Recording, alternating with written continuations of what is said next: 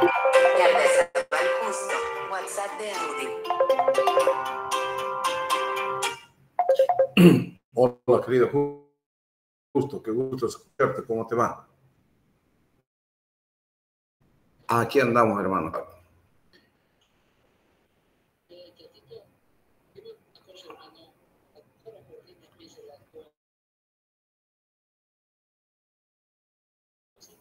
Sí, no, a las 5. Ya, escúchame. A las 5:30 se ha citado, a las 5, porque llegan pues como cuentagotas, ¿me entendés? El acto comienza a 6 en punto. No hay atraso.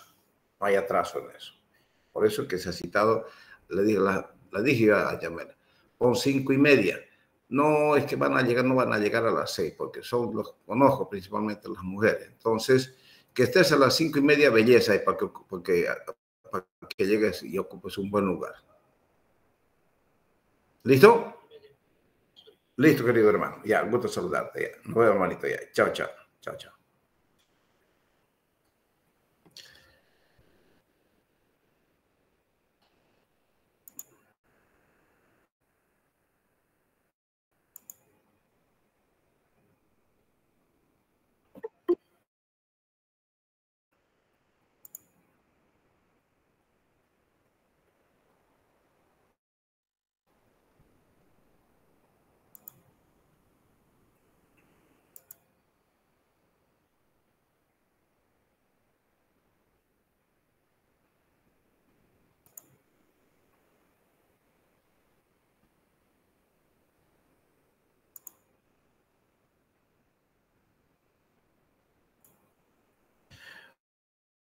¿Están viendo? ¿Está todo bien?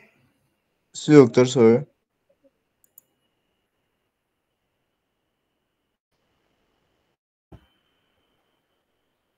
Jóvenes, ¿están viendo todas las imágenes?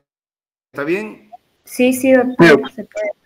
Sí, doctor. Sí, doctor. Ya, eso, ya. Vamos. Bueno, hoy día vamos a hablar del cáncer de vejiga. Para decirles, jóvenes, es uno de los cánceres que más rápidamente avanza en el cuerpo humano, uno de los cánceres del cuerpo humano que más rápidamente avanza es el cáncer de vejiga, o sea, el cáncer urotelial. Es un crecimiento descontrolado, anormal, o sea, rápidamente, de las células que invaden o se propagan en el tejido de la vejiga. Esto, o sea, se llama cáncer urotelial. Esta es una de las patologías, o sea, la neoplasia más maligna del aparato genitourinario y de más rápido crecimiento, de más rápido avance, de más rápido desarrollo. Existe una relación de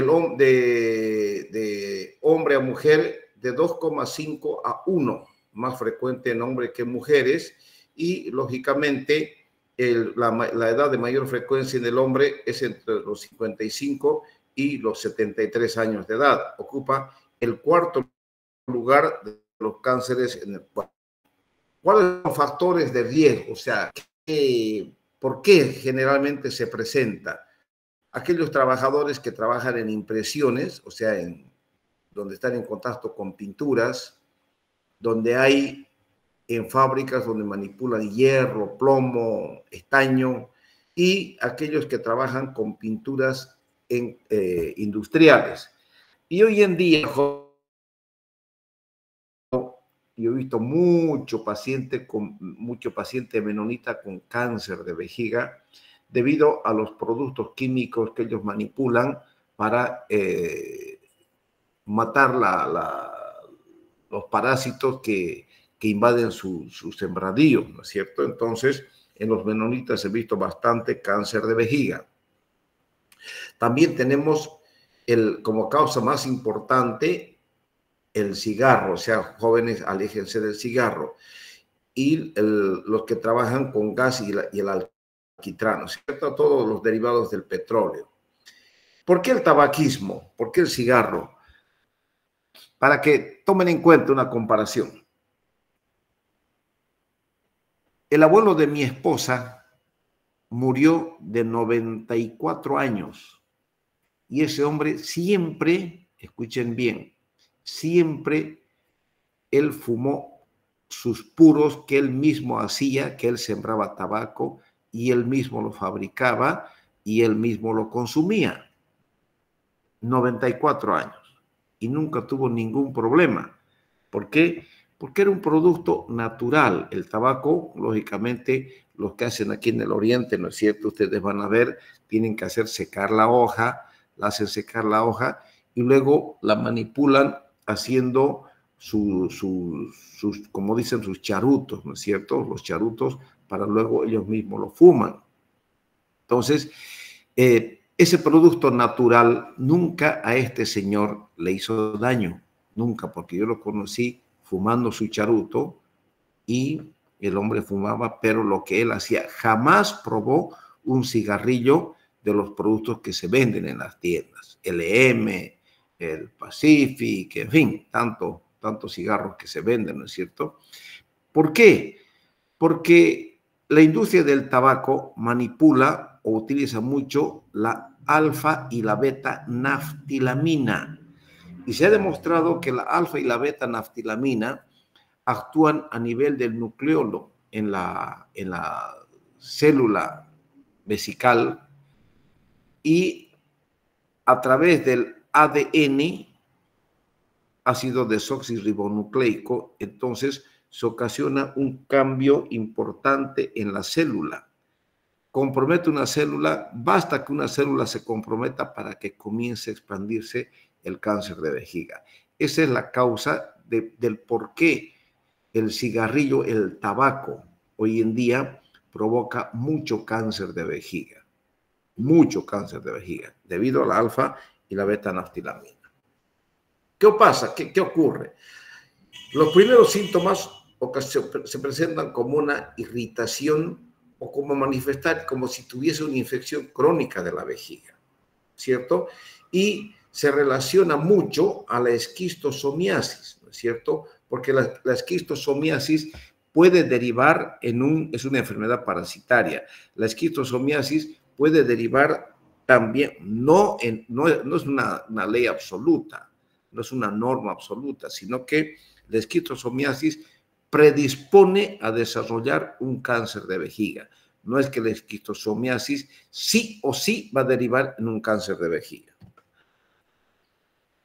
El carcinoma epidermoide vesical presenta los primeros síntomas de irritación vesical.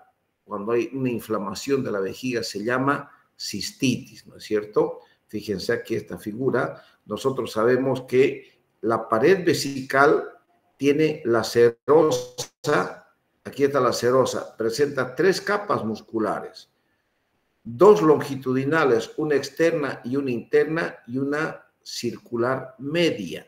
Eso se llama el músculo detrusor de la vejiga.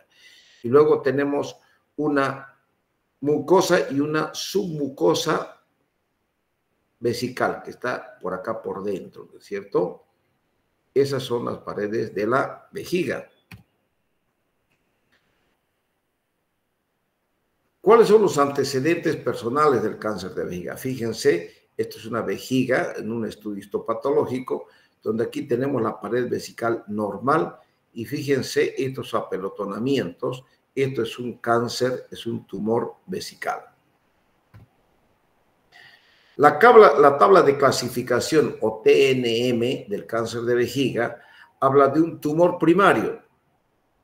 O sea, el TX no se puede valorar el tumor primario. T0, el T0 tiene el TA y el tumor in situ. El T0, donde hay ausencia de datos de tumor primario, el TA presenta un carcinoma papilar no invasor y el tumor in situ es un carcinoma in situ, o sea, un tumor plano, ya un cáncer de vejiga. El T1, el tumor invade el tejido conjuntivo subepitelial. El T2, el tumor invade el músculo. Fíjense, esto es muy importante. Tenemos T2A y T2B. El T2A, el tumor invade al músculo superficial, o sea, la mitad interna. Hasta aquí, jóvenes, hasta aquí el cáncer se cura cuando el cáncer ha comprometido la capa muscular, la mitad de la capa superficial del riñón. La otra mitad profunda del riñón, o sea, la capa externa, ya cuando el cáncer invade a la otra mitad del detrusor, prácticamente el cáncer ya se hizo tan profundo que ya no se puede curar. Entonces, ya el T3, fíjense, el tumor invade al tejido perivesical. Aquí ya prácticamente no hay nada que hacer. El T3A invade microscópicamente y el T3B invade macroscópicamente. Entonces, jóvenes, el cáncer se cura hasta esta etapa, T2A, cuando compromete la capa circular, perdón, la capa longitudinal interna y un poquito de la capa circular. Ya cuando llega a la capa circular o la capa longitudinal externa, prácticamente el cáncer ya no se puede curar. ¿Entienden? Eso es muy importante. Aquí está, fíjense. Aquí tenemos la mucosa. ¿Qué pasa? El cáncer va creciendo superficialmente y la raíz es la que va penetrando. Aquí tenemos el músculo detrusor. Fíjense, esto es la mucosa y la submucosa. Entonces, a medida que va penetrando, este es el cáncer in situ, el TA es superficial, el T1 invade la mucosa y la submucosa, el T2 prácticamente invade la mitad del detrusor, la mitad interna del detrusor, y el T3, fíjense, hasta T2, el cáncer se cura, hasta T2. T3A, y el cáncer ha penetrado más profundamente, aquí ya no se puede curar. T3A, T3B, y el T4 compromete prácticamente, ya hay metástasis a órganos vecinos, ¿no es cierto? Aquí el T3B está comprometiendo la capa perivesical y la T3A invade la capa muscular profunda. Este T3A ya no se cura. Entonces, hasta T2 para ustedes, hasta T2 el cáncer sí se cura. Entonces, apréndanse, jóvenes, esto prácticamente es un detalle del estadiamiento, pero me interesa que ustedes solo se aprendan esto. Con que se aprendan esto, yo estoy feliz de la vida. ¿Listo? Y hasta T2 el cáncer se cura. T3A ya no se cura. ¿Entienden? Esto es otro estadiamiento que no quiero que lo vean para que no se confundan. ¿Cuál es la fisiopatología? El desarrollo del cáncer puede dividirse en dos ramas. Tumores uroteliales, o sea, la clasificación, tumores uroteliales y tumores no uroteliales. ¿Qué pasa con los tumores uroteliales? Se presentan por lesiones y proliferación de células anormales en el ureterio vesical. Se encuentran en forma exofítica, o sea, son papilares o sólidas, o pueden ser sin papilas. Y la estructura histológica en general es papilar con alteraciones de la polaridad, tamaño y alteración del núcleo. Todo parte, les dije, del núcleo de la célula. Ahí se origina el cáncer vesical. En cuanto a los tumores no uroteliales, estos se presentan por medio de estructuras contiguas o no uroteliales. ¿Cuáles tenemos de esta clasificación?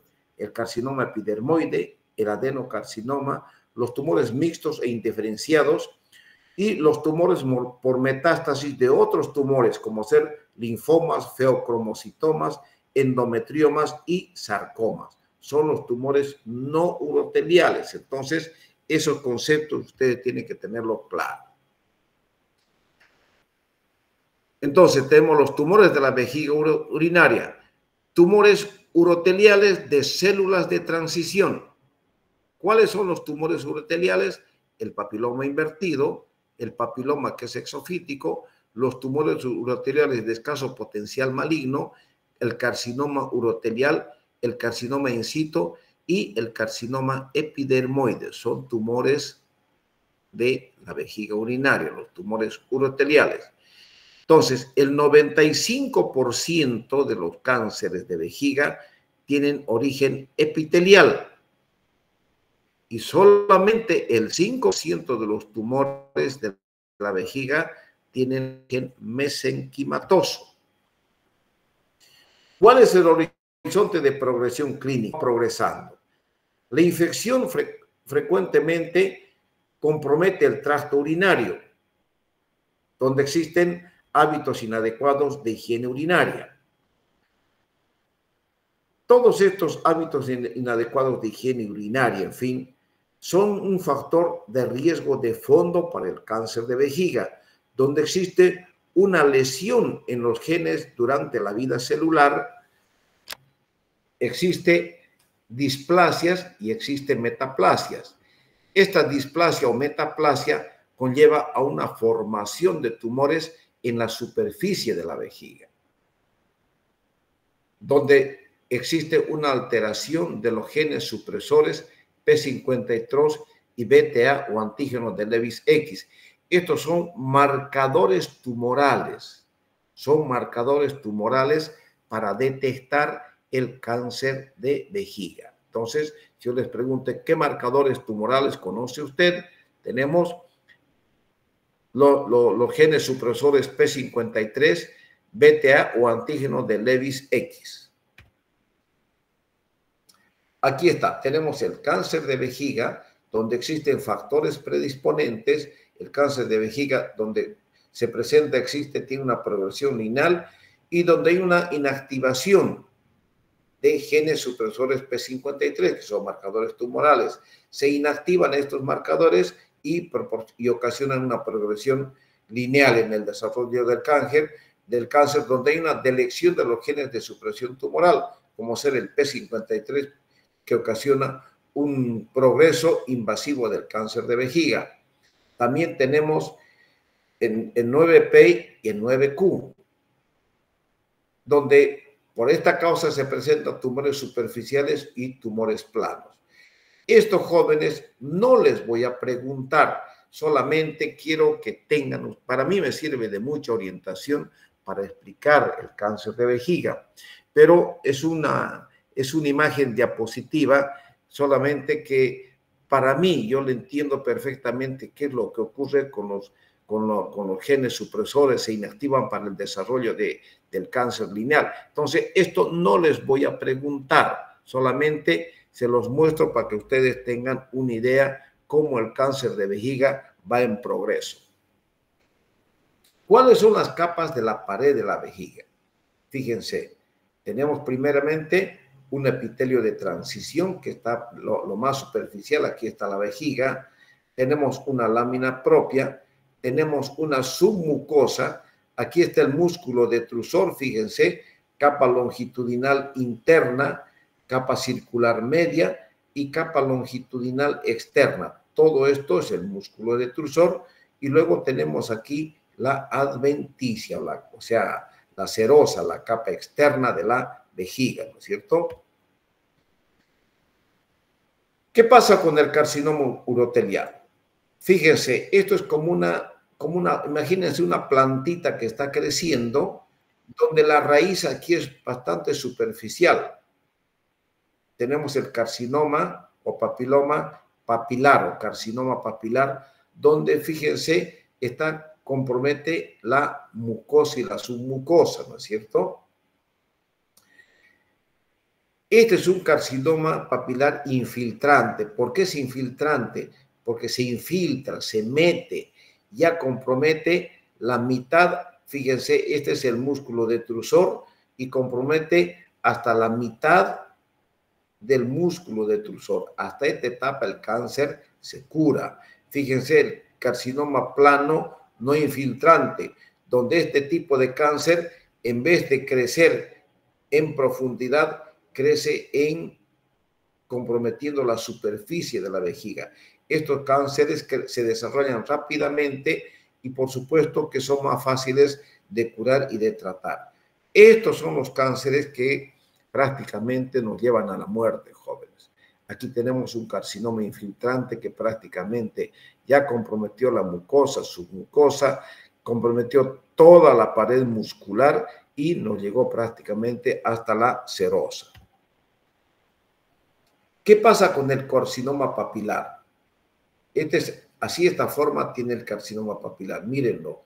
Este es un carcinoma papilar. Así se ve cuando nosotros hacemos una cistoscopía. Metemos en cistoscopia la vejiga. Este paciente ya presentó hematuria macroscópica y hematuria macroscópica silenciosa. ¿Se acuerdan que les dije el concepto de que todo para aquel paciente que presente hematuria macroscópica silenciosa es muy posible que presente un cáncer de vía urinaria? Aquí está. Este es el carcinoma papilar. Entonces tenemos un tumor acuminado color pálido con pólipos y de fácil sangrado. Puede medir de 1,5 a 5 centímetros. El núcleo es central y de tejido fibrovascular. O sea, hay mucha neovascularización dentro del tumor. Por eso es que fácilmente usted los toca e inmediatamente comienzan a sangrar. Es fácil sangrado. Esta es una imagen endoscópica del papiloma invertido. Fíjense, se ve brilloso, transparente y con una hipervascularización en el medio. Fíjense, así se ve las imágenes del tumor de la vejiga. Aparece uno, al tiempingo, rapidingo, comienzan a proliferar y la vejiga se llena del cáncer. Se llena, va creciendo rápidamente.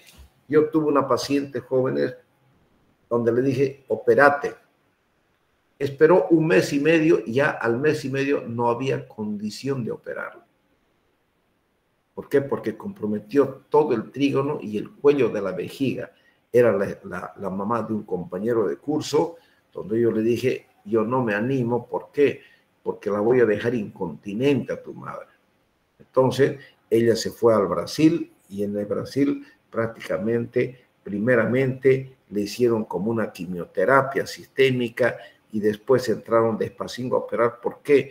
Porque si compromete el cuello de la vejiga, ¿cómo yo voy a ver al hacer mi corte acá, al ir quemando, tengo que quitar toda esta superficie para sacar todo el tumor? Entonces, puedo lesionar el esfínter en la mujer y prácticamente la puedo dejar incontinente, ¿no es cierto? Este es el grado 2. Fíjense cómo va penetrando. Este es el grado 1. Este es el grado 2, no infiltrante. Y este es el grado 3, que es el carcinoma plano infiltrante. Es notoria la diferencia, ¿no es cierto? Este es el carcinoma in situ. Fíjense, presenta una lesión plana de alto grado, donde la mucosa se presenta enrojecida, granulosa y engrosada. No produce masa intraluminal, pero gran extensión grasa y muscular. Entonces, él se va extendiendo a lo largo de la pared de la vejiga, a lo largo de la pared interna de la vejiga. Y el carcinoma epidermoide presenta una gran irritación o una infección crónica, donde presenta carcinomas mixtos, son tumores fungosos, infiltrantes, invasores o ulcerosos. Presenta la úlcera, quiere decir que se va abriendo la mucosa vesical, donde prácticamente comienzan a sangrar. ¿Cuándo se manifiesta? Cuando dice estoy presente el cáncer de vejiga, cuando hay hematuria macroscópica. El paciente va a orinar y sin ningún síntoma, sin ningún dolor, sin ninguna molestia, orina sangre viva, rutilante. Eso sí, jóvenes, es peligroso y uno tiene que extremar recursos para ver dónde está localizado ese cáncer vesical. El adenocarcinoma se origina por restos del uraco o por obstrucción de las glándulas. Presenta una metaplasia intestinal, puede ser invasivo, es agresivo y rápidamente envía metástasis. Esta es la característica del adenocarcinoma vesical. Tenemos el sarcoma. El sarcoma presenta carcinomas, son carcinomas de células pequeñas que tienen origen en las células neuroendocrinas que comprometen de menos del 1%. Compromete también células musculares que son grandes masas de hasta más de 10 a 15 centímetros, son blandos, carnosos y blanco-grisáceos. Este es el cuadro clínico. ¿Qué presenta el paciente con cáncer de vejiga? El mayor porcentaje de pacientes portadoras de cáncer de vejiga presenta una hematuria intermitente en un porcentaje del 85 a 90% de los pacientes, lo que quiere decir que lo que les dije, todo paciente con hematuria macroscópica silenciosa es portador de un cáncer urinario. Hay que ver dónde está. También presenta polaquiuria, urgencia y disuria, lo que decíamos al comienzo. Puede presentar pérdida de peso y anemia por la hematuria macroscópica, esta anemia. Puede presentar fístulas rectovesicales, donde está presente la neumaturia. Les dije que la neumaturia es una característica típica de la fístula enterovesical. Es prácticamente algo patognomónico, donde la vejiga se conecta con el intestino, o el intestino se conecta con la vejiga y el paciente es como si estuviese peyendo, dicen los pacientes, ¿no es cierto? Me peía al orinar, doctor. Y uno cuando escucha esa palabra, yo le digo, a ver, hágame con la boca, represénteme. ¿Cómo sonó? Sonó como un pedo, doctor, y primera vez que me ocurre. Yo ya tengo que sospechar de una fístula enterovesical. Y les dije que toda fístula enterovesical tiene un origen. ¿Cuál es el origen de la fístula enterovesical? Divertículos o entéricos, o divertículos intestinales, la enfermedad de Crohn y el cáncer de vejiga. Esa es la causa, ¿listo? Entonces, puede presentar hidronefrosis, por supuesto, hidronefrosis. ¿Por qué? Porque el cáncer, si está localizado en el trígono, obstruye el meato urinario, tapa el meato urinario y arriba se dilata el riñón. ¿Puede presentar un daño renal llevando a la anuria? Por supuesto que sí. Cuando obstruye completamente el ureter y la orina ocasiona una hidronefrosis importante llevando a una anuria del paciente. Puede provocar una obstrucción ureteral por esta causa y puede ocasionar una cistitis ocasionando una retención urinaria. En el examen físico hay que hacer un minucioso y un prolijo examen físico del paciente, principalmente el abdomen y la región pélvica, donde vamos a ver un endurecimiento de la pared vesical. Esto, si tenemos este endurecimiento, hay que sospechar de algún carcinoma infiltrante más extenso, y en estadios avanzados hay dolor óseo y dolores abdominales. En el cáncer con metástasis puede haber cáncer pulmonar y aparición del ganglio de Virchow. Fíjense bien. En el cáncer metastático de vejiga es típica la presencia de metástasis pulmonares y la presencia del ganglio de Virchow. ¿Qué hacemos para el diagnóstico del cáncer de vejiga? Primeramente hay que hacer una historia clínica prolija. Hay que hacer un cuadro clínico y un buen examen físico, hay que hacer examen de laboratorio, examen general de orina, pedir marcadores tumorales, aquí está el examen general de orina y la citología urinaria. La citología urinaria aquí es muy importante porque les dije que se centrifuga la orina, todo ese sedimento urinario se va al fondo y tiene que ser examinado por un citólogo o citopatólogo, no es para cualquier laboratorista. Se piden los marcadores tumorales que ya hemos visto, es el ABT, el P53 y el marcador de Lewis, el X, ¿no es cierto? También pedimos una imagenología como cistoscopía, ecografía, urografía, tomografía o lo mejor una urotomografía, una urotac. Aquí tenemos la resonancia magnética, pero más importante para mí que la resonancia magnética, tenemos una urotomografía. La cistouretroscopía, que es muy importante para ver directamente al tumor, y mediante la cistouretroscopía uretroscopía nosotros metemos el resectoscopio y hacemos una resección endoscópica del tumor. Y se hacen unas pruebas inmunohistoquímicas para la detección. En el examen físico tenemos que observar un cuadro clínico que nos sugiera a nosotros una patología urinaria, principalmente dolor o molestias en el hipogastro y la famosa hematuria. Existen cambios en los hábitos de la vejiga o síntomas causados por irritación vesical, y en el examen físico abdominal la presencia de una masa palpable en el hueco pélvico, que puede ser con poca movilidad o puede ser ausencia de movilidad.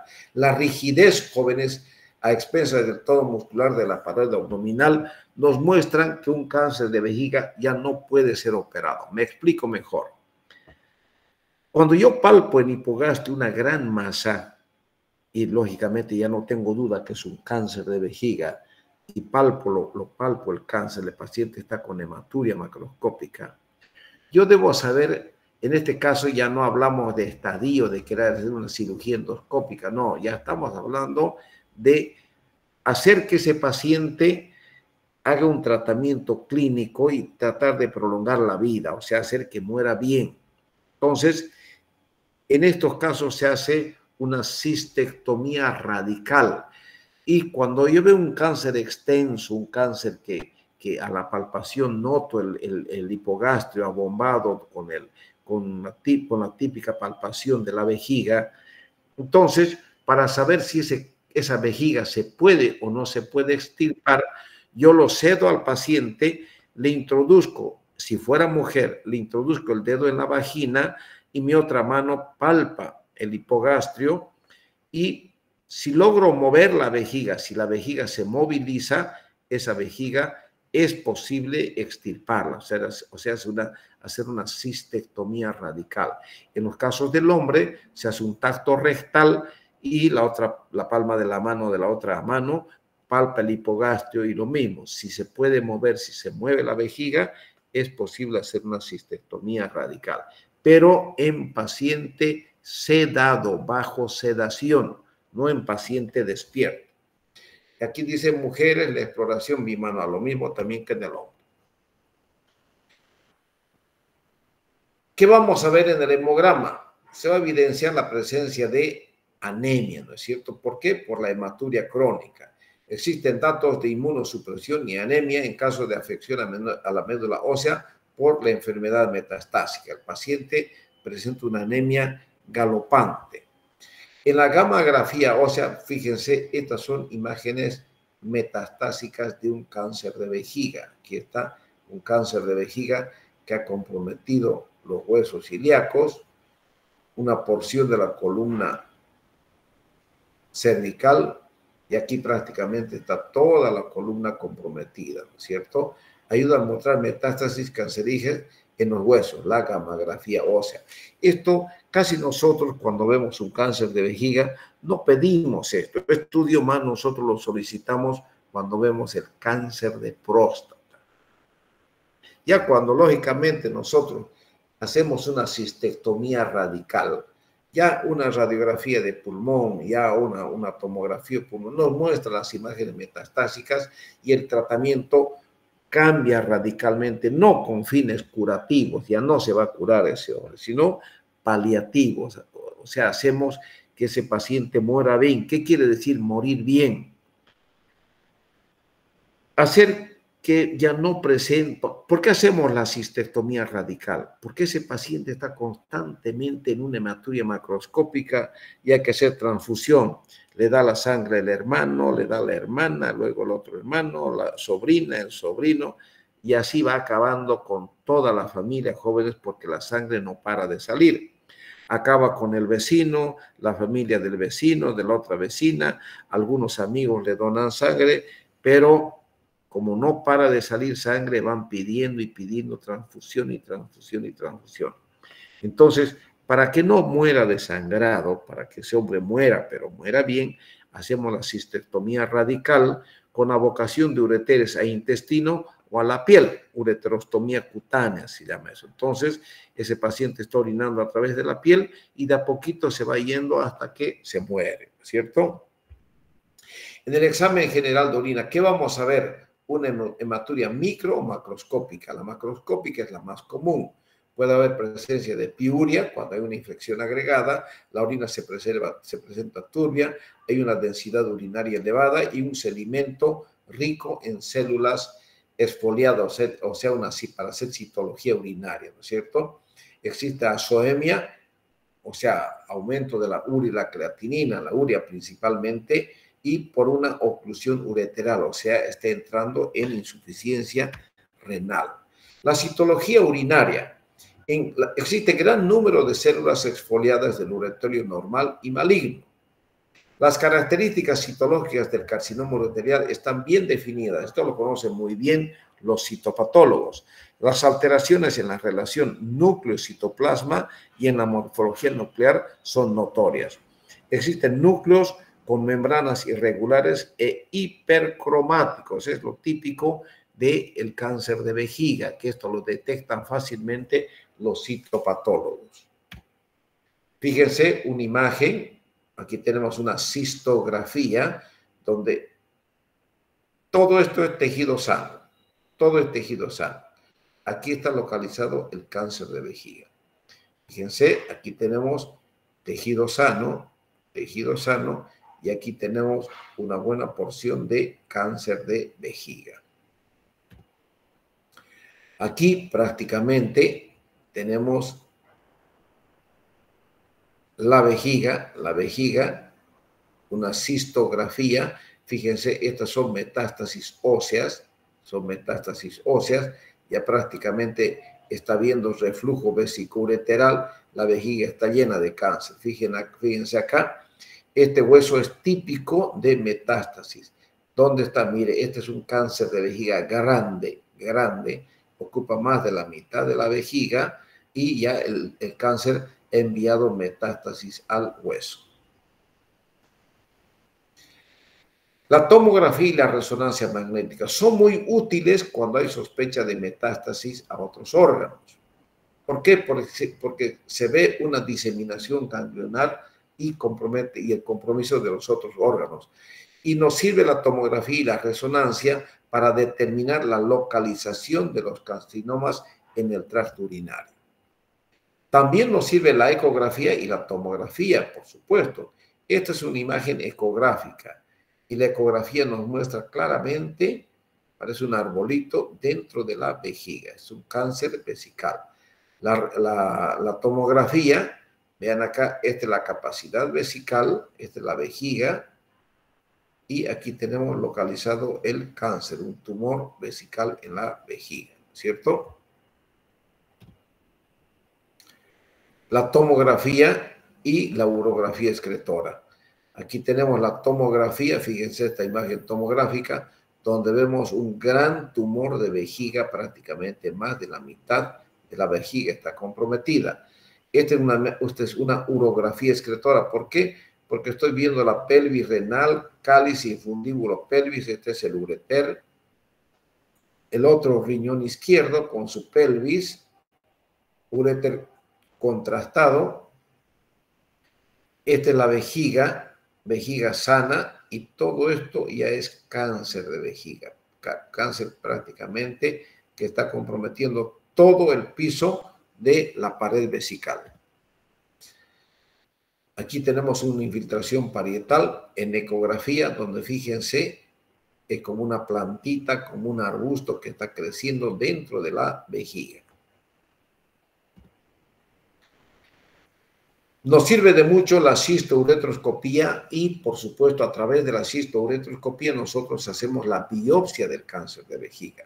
Es de gran utilidad para el diagnóstico y estadificación inicial del cáncer de vejiga. ¿Por qué? Porque yo voy a sacar un pedazo voy a hacer la cirugía del tumor de la vejiga, y de acuerdo toda esa, como hago una cirugía endoscópica, voy retirando, a ver, vamos a volver para atrás, fíjense acá. Meto el cistoscopio y meto como una cuchilla, una especie de cuchilla que de aquí voy cortando desde acá. Corto toda esta pared de la vejiga, sigan el curso, corto toda esta pared de la vejiga, y esto me sale en bloque, en un solo bloque, toda esta masa tumoral. Eso envío a patología y luego de retirar esto me va a quedar una superficie, por supuesto, sangrante, ¿no es cierto? Entonces yo con el mismo cistoscopio, con el resectoscopio, quemo toda esta superficie, este lecho del tumor, lo quemo y coagulo todos esos vasos. Todo este material que resequé envío al patólogo y él me va a decir esta plantita hasta dónde sus raíces habían penetrado. ¿Estaba comprometido el detrusor o solo la mucosa, su mucosa, o estaba comprometido todo el músculo detrusor, tanto la capa superficial, media y profunda del detrusor? La histopatología, el patólogo me va a indicar la penetración de la raíz del tumor para que yo, de acuerdo al informe, haga un tratamiento curativo de este cáncer o bien prácticamente si compromete toda la pared muscular de la vejiga, prácticamente es un estadio que yo ya no puedo hacer un tratamiento pensando en curar a este paciente. Tengo que hacer un tratamiento paliativo.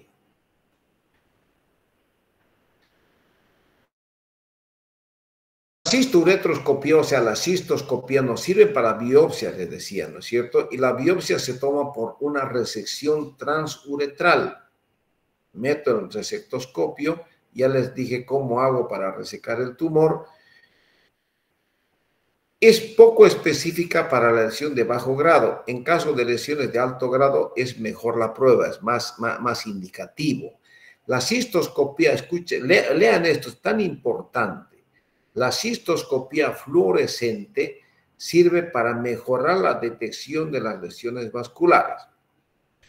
Apareció recién, jóvenes, esta técnica, la cistoscopía fluorescente, donde previa a la cistoscopía, cuando tenemos tumores planos que se expanden rápidamente, no son exofíticos, son planos que solamente comprometen la mucosa, y entonces el paciente presenta microhematuria, yo meto el cistoscopio a la vejiga, pero no lo veo al tumor. Hay áreas sospechosas, entonces yo tengo que hacer una biopsia escalonada de vejiga. ¿Qué quiere decir esto? Se mete este material fluorescente, se introduce dentro de la vejiga con una sonda y una jeringa y se mete dentro de la vejiga. Y la vejiga se tiñe medio de un morado medio claro. Entonces, en ese morado claro que presenta toda la pared de la vejiga, existe una diferencia notoria de las zonas donde está localizado el cáncer y de las zonas donde no está localizado el cáncer. Entonces, yo me voy a la zona altamente sospechosa de cáncer y hago una biopsia con el resectoscopio o con la pinza de biopsia que se llama pinza yacaré, es como una boca de un lagarto o yacaré. Entonces, yo muerdo la pared de la vejiga y saco un pedazo y dejo una superficie sangrante y voy mordiendo en todos los lugares donde la vejiga o la cistoscopía o mejor dicho, ese material fluorescente me muestra que hay alta sospecha de cáncer. Entonces saco pedacitos de vejiga de varias partes porque yo divido la vejiga en pared anterior, pared posterior, dos paredes laterales, la cúpula y la base de la vejiga. Y voy marcando, saco un pedazo de la pared lateral o 2 o 3 pedazos, pongo en un frasquito. Saco 2 o 3 pedazos de la cúpula y pongo en un frasquito. Saco 2 o 3 pedazos de la base, entonces identifico los frascos para que el patólogo me diga el frasco de la pared lateral está más comprometido o se ve en todas las muestras tomadas, prácticamente se ven imágenes tumorales de vejiga, de un cáncer de vejiga. Eso me va a informar el histopatólogo.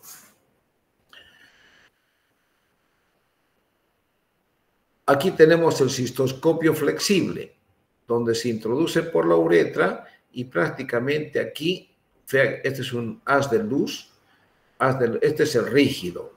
Vemos como hay una luz y aquí está entrando suero fisiológico, me permite divisar las imágenes tumorales y me ve, yo lo toco inmediatamente comienza a sangrar el paciente. La inmunohistoquímica, esto es muy importante, jóvenes, es muy importante. donde existe una detección de las proteínas específicas en orina para el cáncer vesical. Son marcadores tumorales BTA y el NMP22. Son marcadores citogénicos en el núcleo. También existe la identificación del antígeno Lewis X en las células ureteriales y los genes supresores P53. Entonces, si yo pregunto, nombre los marcadores tumorales de vejiga que usted conozca. BTA, NMP22, antígeno de Lewis X y los genes supresores P53. Eso ustedes tienen que responder. Tratamiento. Antes, jóvenes, cuando yo llegué al Brasil, conocí al doctor Miguel Rougi, uno que es un gran urólogo, que fue jefe del servicio de urología del Hospital de Clínicas en San Pablo. Y este doctor había trabajado en el hospital donde yo estaba haciendo la especialidad, en el Hospital Servidor Público Estadual Francisco Morato de Oliveira. Entonces, este doctor estaba haciendo un trabajo de una quimioterapia, donde utilizaba 5 sustancias. Se llamaba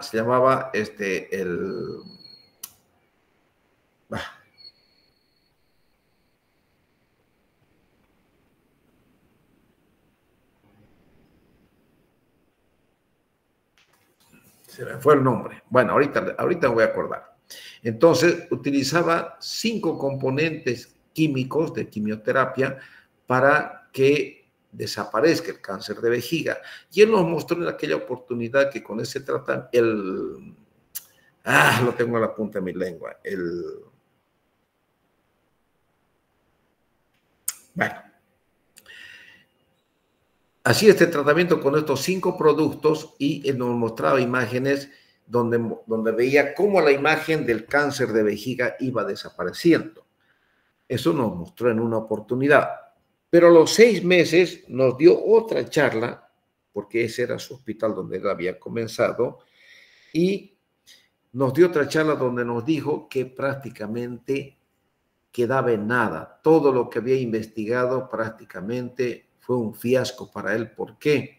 Porque el cáncer, luego de esta quimioterapia, con estos 5 productos, el cáncer volvía nuevamente a renacer o volvía nuevamente a presentar hematuria, y de ahí fue que comenzaron a investigar, y él, como tenía mucha relación con Estados Unidos, él de aquella vez ya nos nombró, nos dijo que se estaban haciendo experimentos con muy buena expectativa utilizando la BCG.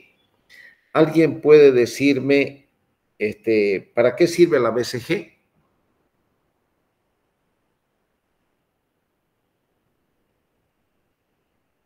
¿Para qué sirve la BCG? Sirve para, doctor, sirve para, más que todo, para la vacuna, la primera vacuna que dan en el recién nacido. Exactamente. La BCG nosotros prácticamente hacemos cuando operamos cáncer, todo, les dije, ¿no es cierto?, que hasta el estadio B2 se puede curar. Cuando compromete la muscular superficial, se cura. Y nosotros hacemos instilaciones de BCG. La BCG efectivamente es para que nosotros utilicemos para la tuberculosis, para la tuberculosis, ¿no es cierto? Con la vacuna de la bacilo de Calmette y Guerin, ¿no es cierto? La BCG. Entonces, nosotros prácticamente son bacilos liofilizados que vienen en una ampolla, y yo lo diluyo, primeramente retiro toda la orina de la vejiga. Previamente hice una resección endoscópica. El histopatólogo me dijo que compromete la capa superficial muscular de la vejiga. Entonces yo puedo curar a ese paciente y librarlo del cáncer. Entonces utilizamos BCG, una ampolla, diluimos en 20 centímetros cúbicos de suero, lo diluimos, y previo vaciamiento de la vejiga nosotros colocamos a través de una sonda esta BCG diluida. Le decimos al paciente, bueno, échate mirando para arriba de cúbito dorsal activo, échate de cúbito lateral derecho, echate de cúbito ventral, de cúbito lateral izquierdo, parate, camina, anda y procura sostener o aguantar lo máximo que puedas esto que te hemos metido dentro de tu vejiga. Cuando vayas a orinar, lógicamente al orinar, este joven o este señor va a desprender bacilos vivos a través de la orina. Entonces, si hay personas ancianas, viejitos, pacientes con enfermedad de base, diabéticos, lo que quieran, entonces ellos, si el paciente orina en un baño común donde comparten todos ese baño, entonces tranquilamente puede agarrarse una tuberculosis, uno de esos pacientes que tenga enfermedad de base. Entonces se le indica anda a orinar en un baño aparte, y cada que orines vas a echar un balde de agua que contenga cierto porcentaje de, ¿cómo se llama? Pues,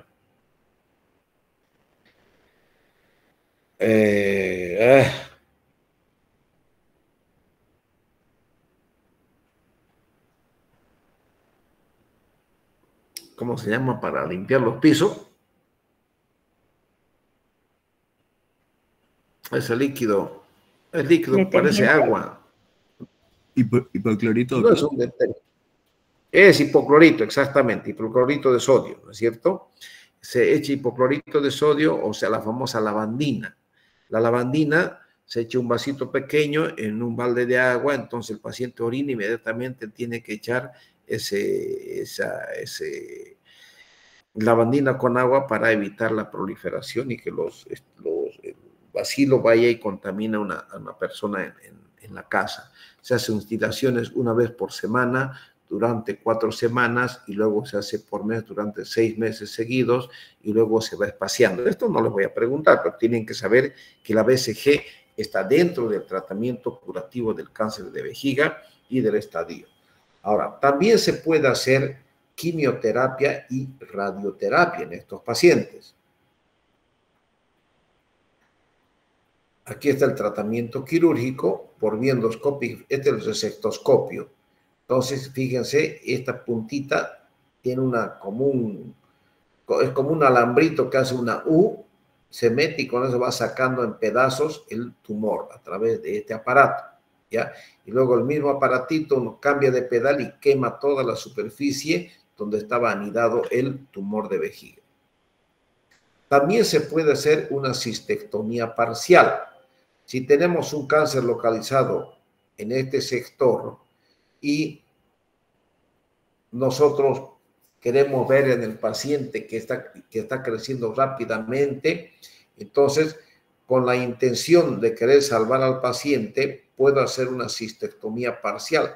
Saco un buen pedazo de vejiga y suturo la vejiga y espero a ver si con eso, con retirar esa porción de vejiga, se curó o no se curó el paciente. O bien, si la cistectomía parcial no resulta, entonces parto para una cistectomía radical, donde retiro absolutamente toda la vejiga y estos ureteres los llevo a bocar o lo pongo al intestino para que el hombre orine por detrás por el ano, o bien lo pongo por encima del ombligo para que se llama ureterostomía cutánea, para que el hombre orine a una bolsita. Yo me voy siempre por la ureterostomía cutánea. ¿Por qué? Porque tuve 2 casos, uno en el Brasil donde el paciente se suicidó y donde el paciente prácticamente, imagínense que todo el tiempo el riñón está mandando orina al ano, al recto, ¿no es cierto? Al recto sigmoide, ahí todo está lleno de orina. Imagínense que uno quiera alargarse un gas, no puede. Tiene que ir buscando baño para alargarse un gas, porque con seguridad va a salir orina, ¿no es cierto? Porque el hombre no tiene control sobre la diuresis, los riñones van produciendo la orina.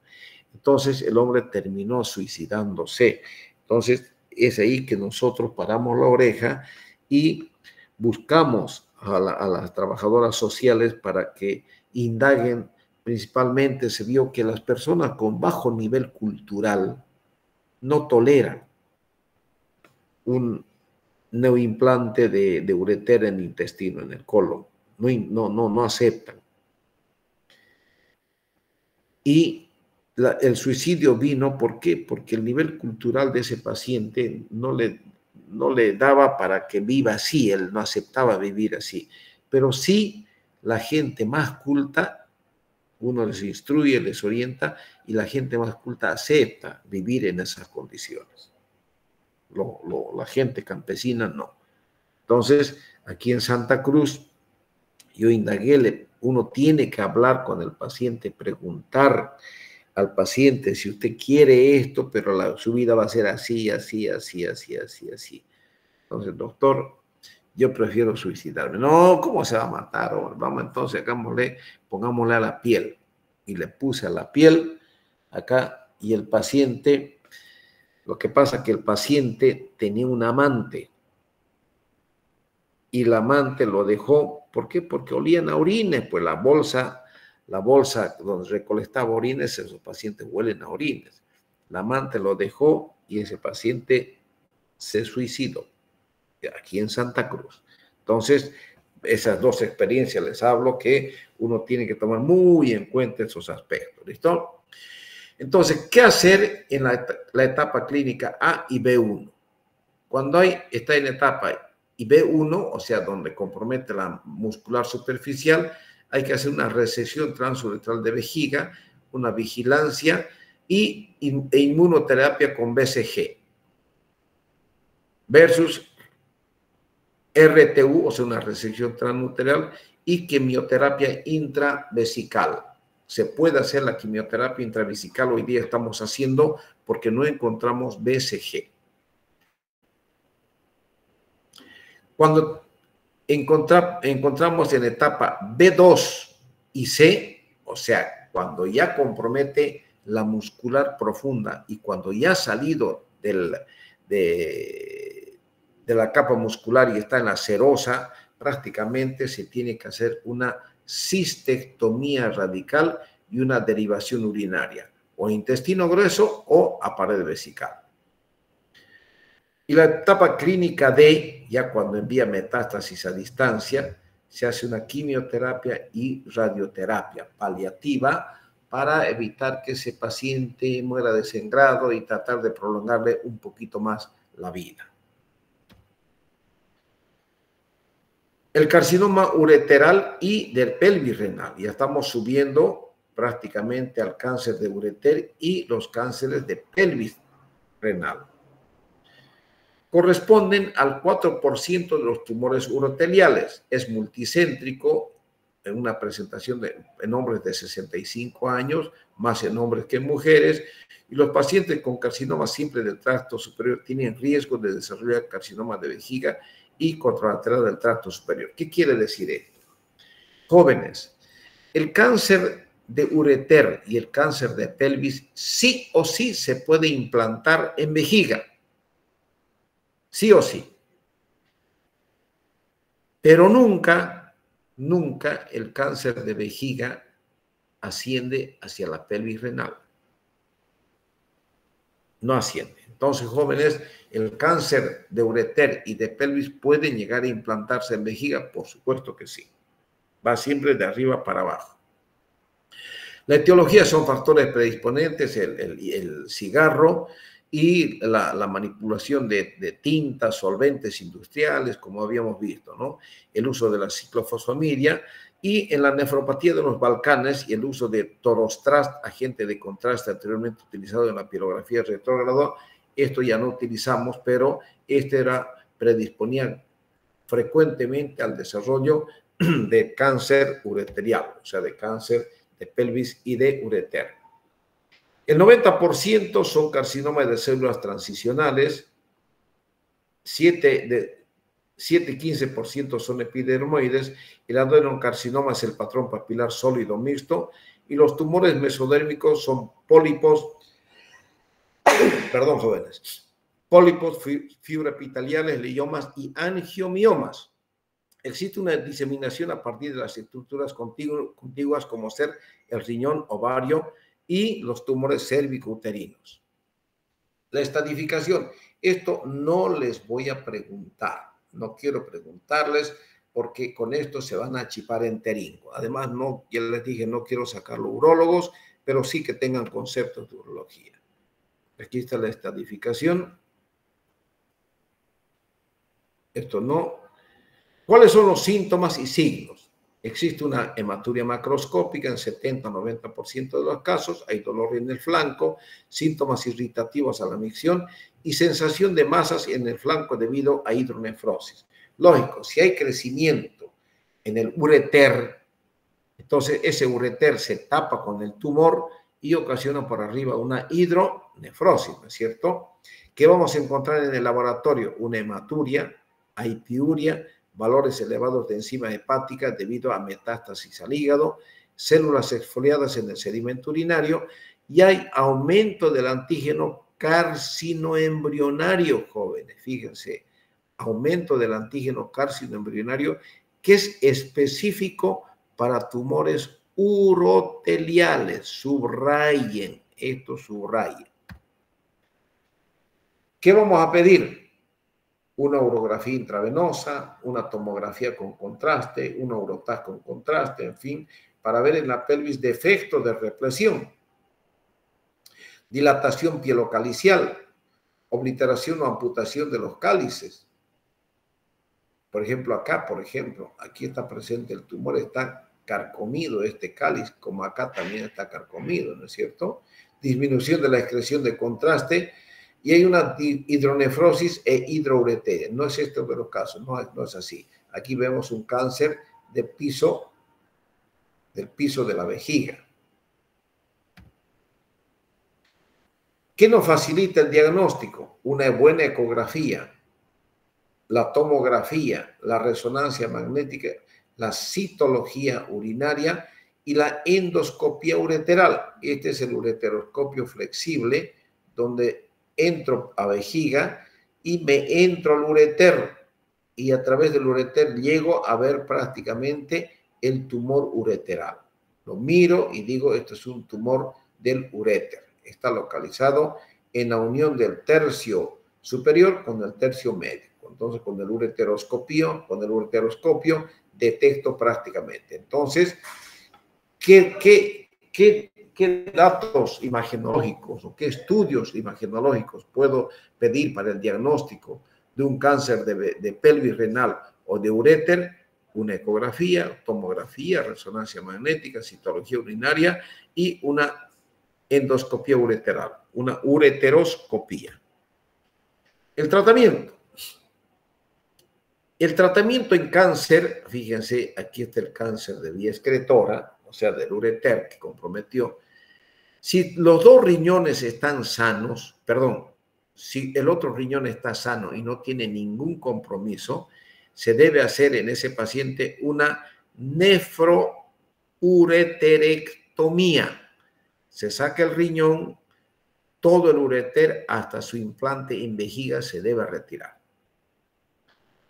Pero si hay un solo riñón, tenemos un solo riñón en el paciente, el otro riñón no lo tiene, y tenemos un cáncer de ureter, entonces yo hago una ureterectomía parcial. Retiro esta porción de ureter y hago una anastomosis término-terminal entre esta porción de ureter sana y esta porción de ureter sana.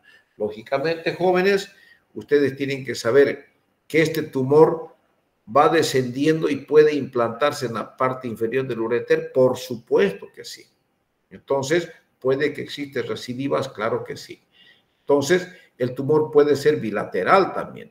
Y puede haber tumores en riñón con función renal marginal o tumor de bajo grado no invasivo. Los quimioterápicos se utilizan mediante catéteres ureterales o con doble J como la mitomicina. La mitomicina es el quimioterápico ideal de acción local, tanto en la vejiga como en el ureter y en la pelvis renal. ¿Qué hacemos nosotros?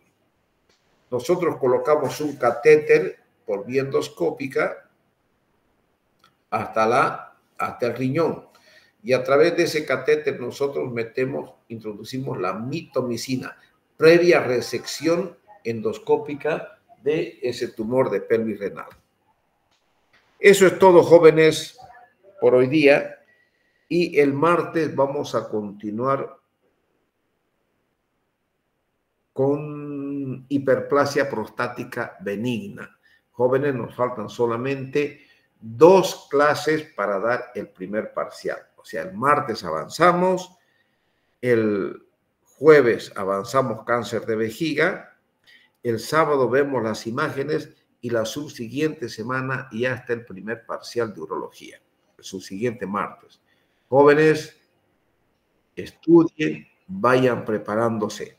¿Está bien? ¿Me escucharon, jóvenes, o no? Sí, doctor, se escuchó. Sí, doctor. Muy bien. Sí, doctor. Disculpe, doctor, ¿será multigrupo el examen? Vamos a ver, no se preocupen ustedes, solamente estudien y ya veré cómo vamos a hacer el primer parcial. ¿Listo? Solamente estudien. Que les vaya bien, jóvenes. Hasta luego. Muchas gracias, doctor. Una cosita, mañana al grupo del viernes a las 7:30 los espero en el servicio de urología para que realicen su clase práctica. A las 7:30 hacemos la práctica y ustedes se van. Y bueno, yo me quedo porque les dije que tengo compromiso con mis compañeros de curso que están viniendo por acá. ¿Listo? Que les vaya muy bien. Hasta mañana, jóvenes, a los grupos de práctica y a todos los demás hasta el siguiente martes. El lunes seguimos con las prácticas al grupo que corresponde. Que les vaya muy bien. Hasta luego. Hasta luego, Gracias, doctor. doctor.